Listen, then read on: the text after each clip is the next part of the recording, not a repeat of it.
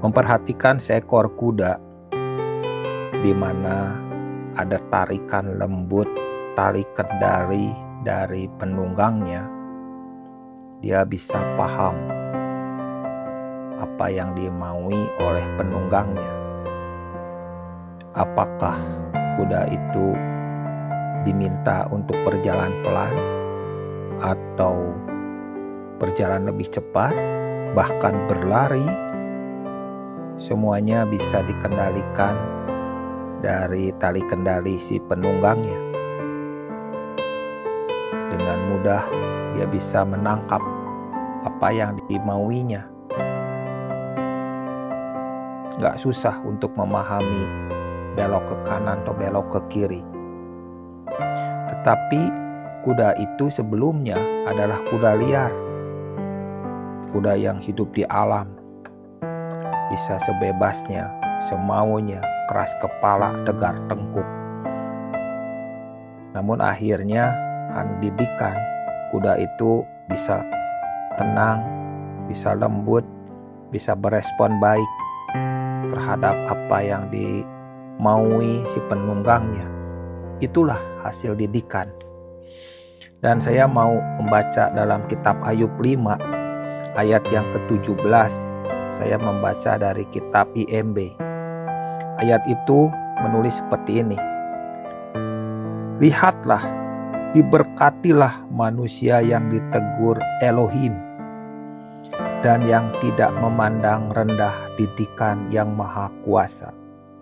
Ayat yang 18. Sebab dia yang melukai dan dia juga yang membalut. Dia yang memukul dan tangannya yang akan menyembuhkan. Ayat ini menjelaskan kepada kita tentang arti sebuah didikan dari Tuhan.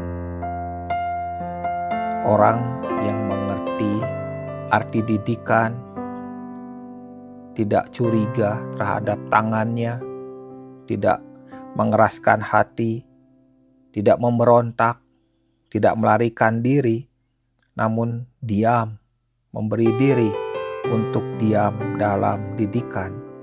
Maka orang itu seperti kuda yang tadinya liar menjadi kuda yang terdidik, yang tadinya gak paham tentang didikan, namun sekarang dia paham tentang didikan sehingga dia bisa memahami, bisa mengetahui apa yang dikehendaki oleh penunggangnya. Itu adalah sebuah perjalanan tentang didikan. Bagaimana tentang kita? Bagaimana dengan kita? Bagaimana dengan hati kita? Apakah kita mengerti tentang didikan dari Tuhan? Apakah kita memberikan hati kita untuk dididik oleh Tuhan? Ayat 18 itu menjelaskan bahwa dia yang melukai dan dia juga yang membalut. Di sini ada bagian-bagian yang harus dilukai, ada bagian-bagian yang harus dipotong, ada bagian-bagian yang harus dibuang, ada bagian yang harus disingkirkan. Setelah dia memotongnya, maka dia membalutnya. Bagian yang dipotong itulah bagian yang tidak dibutuhkan. Kalau itu dibiarkan, itu akan merusak.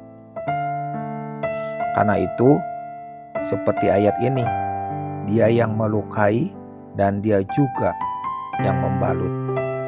Satu bagian yang sangat indah di mana Tuhan berperan besar dalam mendidik kita.